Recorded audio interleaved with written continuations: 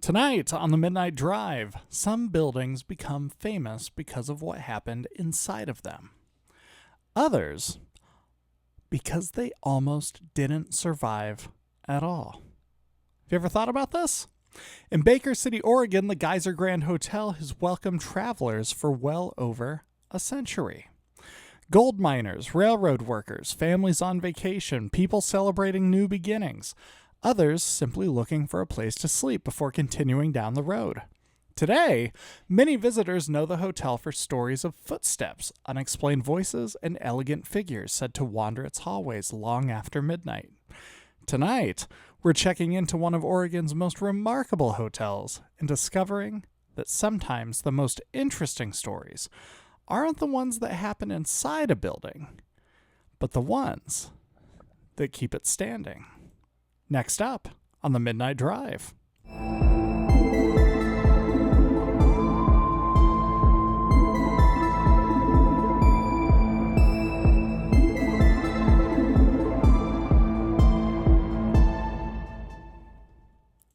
If you've ever wandered through an old downtown, you've probably seen one. A beautiful brick building with faded lettering near the roofline. Tall windows, decorative stonework, an entrance that hints at another era. You stop for a moment and wonder, I wonder what this place used to be. Sometimes it's an old department store, sometimes a theater, sometimes a train station, and every now and then, it's a hotel. Hotels occupy an unusual place in a town's history. Unlike a courthouse, they aren't built for government. Unlike a church, they aren't built for worship. Unlike a family home, they never belong to just one person. A hotel belongs to whoever walks through the front door. For a night. Maybe 2 nights. Maybe a week. Then someone else arrives. The Geiser Grand Hotel has been welcoming people to Baker City since the late 19th century, when Eastern Oregon was booming with mining, commerce, and the railroad. Built during a period of remarkable optimism, the hotel quickly became a centerpiece of downtown, a place that reflected the confidence of a community that believed its best days were still ahead. It featured electric lighting, elegant interiors, stained glass, polished woodwork, and the kind of architectural details that quietly announced, this is a place worth arriving at. Sounds nice, doesn't it? Imagine stepping through those doors in 1889. Your boots are dusty from the road. You've been traveling for days. The lobby is warm. Someone greets you by name. A piano drifts through the room. The smell of fresh coffee mingles with polished wood. And for the first time in days, you aren't thinking about the journey. You're thinking about rest. That's what hotels have always offered. Not permanence. Just pausing. For one evening, the Geiser Grand became somebody's address. And then the next morning, someone else checked in. It's fascinating, isn't it? Thousands of lives briefly overlap without ever knowing one another. A miner finishing a successful season. A traveling salesman rehearsing tomorrow's pitch. A newly married couple beginning their honeymoon. A mother calming a restless child after a long train ride. A musician passing through town for one performance before moving on. None of them knew they'd become tiny chapters in the same building story. The hotel simply kept turning pages. But time has a way of changing even the grandest places. Mining slowed. Travel changed. Highways literally redirected people. Communities evolved. Like so many historic hotels across the American West, the Geiser Grand eventually fell into decline. Its rooms emptied out. Years passed when its future seemed increasingly uncertain. There were moments when it appeared entirely possible that Baker City might lose one of its defining landmarks. And this is the part that held my attention. It's not the ghost stories, it's the silence. Imagine walking past the hotel during those years. The lobby, no longer filled with conversation. No luggage crossing the floor. No late arrivals checking in after sunset. No laughter drifting down the hallways. Just a building waiting for anything. It's interesting what silence does to you, isn't it? It's interesting what silence does to a place. Makes me think of John Cage's piece, 344. You know the one I'm talking about. Or is it 433?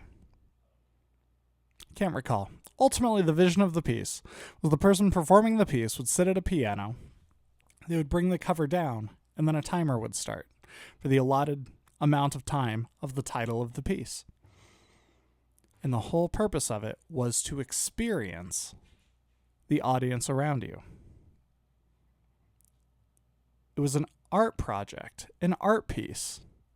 Not a musical piece, an art piece. Of noticing.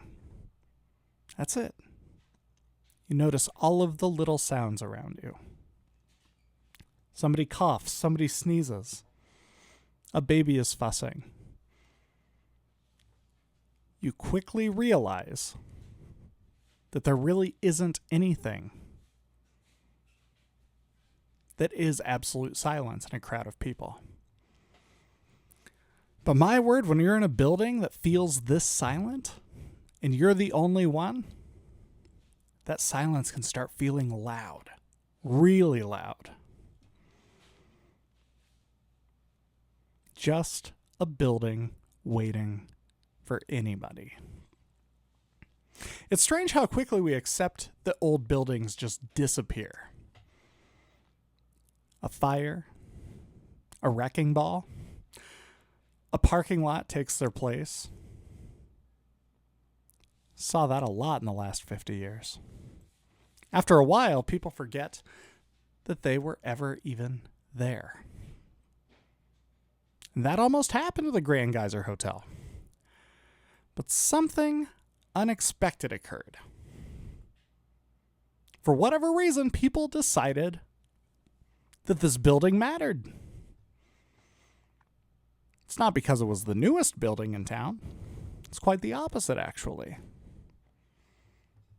Because it carried the story of Baker City with it.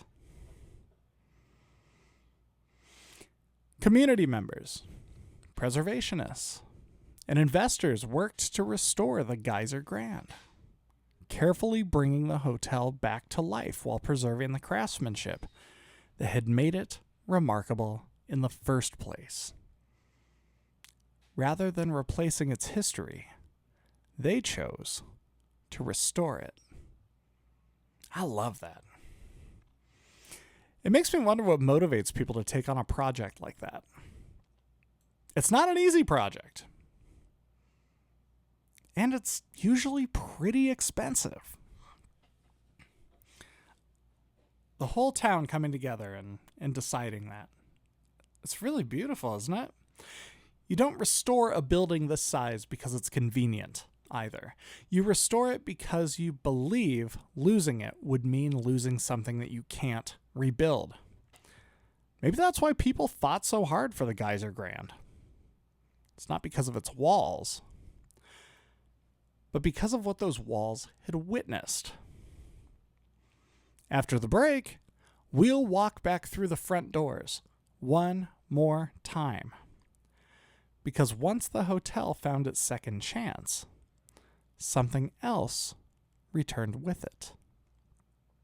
It's not just visitors, but the stories that had been waiting there all along. You're listening to The Midnight Drive. There's something I've never been able to figure out about hotels.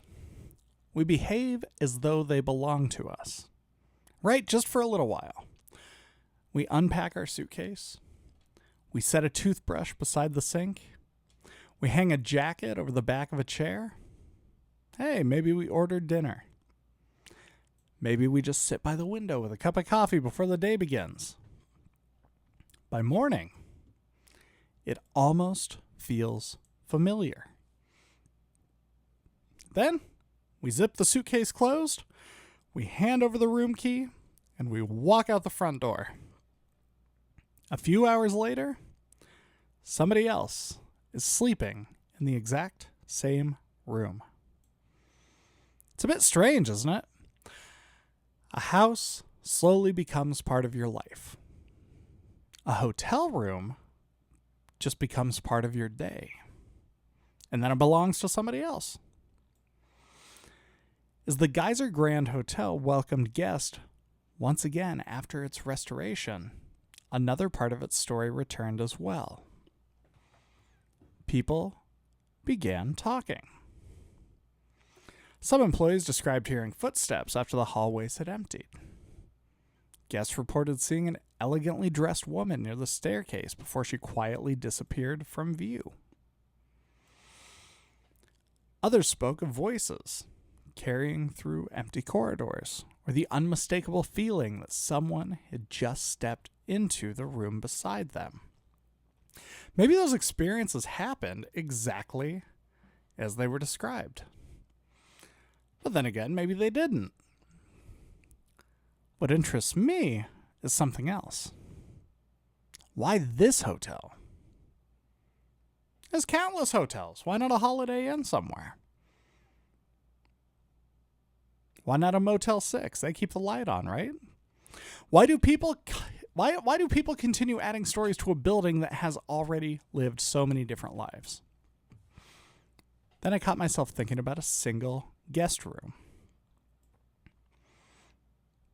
Not a specific room, just a room.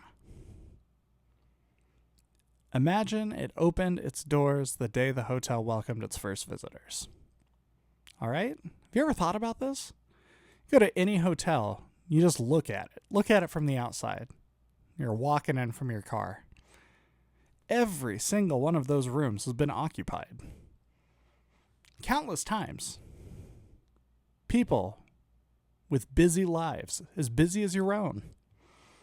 They've all been occupied more than once. But imagine, day one, not a single one of those rooms has been used yet. Imagine opening day, the Grand Geyser Hotel, when it welcomed its first visitors. And since then, how many suitcases crossed the threshold? How many people sat quietly on the edge of the bed after receiving wonderful news? How many sat in the same spot after receiving terrible news? How many letters were written there? How many reunions began there? How many goodbyes ended there? No room remembers just one life, because it briefly holds thousands of lives. I think that's what makes hotels feel different from almost every other kind of building. A school watches generations grow up. A church gathers a community. A family home follows one story for decades. A hotel, though, meets everybody for a little while. And I'm still thinking about that. It's not because it explains ghosts. It's because it explains why hotels are so easy to imagine. Every closed door hints at a life you know nothing about. That in and of itself is mind-blowing to me. Every room has already belonged to somebody else. You begin filling in the blanks without even realizing that you're doing it. A suitcase in the corner, a lamp left on, a curtain moving gently in the breeze. None of those things are mysterious on their own, but they do invite questions. And questions have a funny way of collecting stories.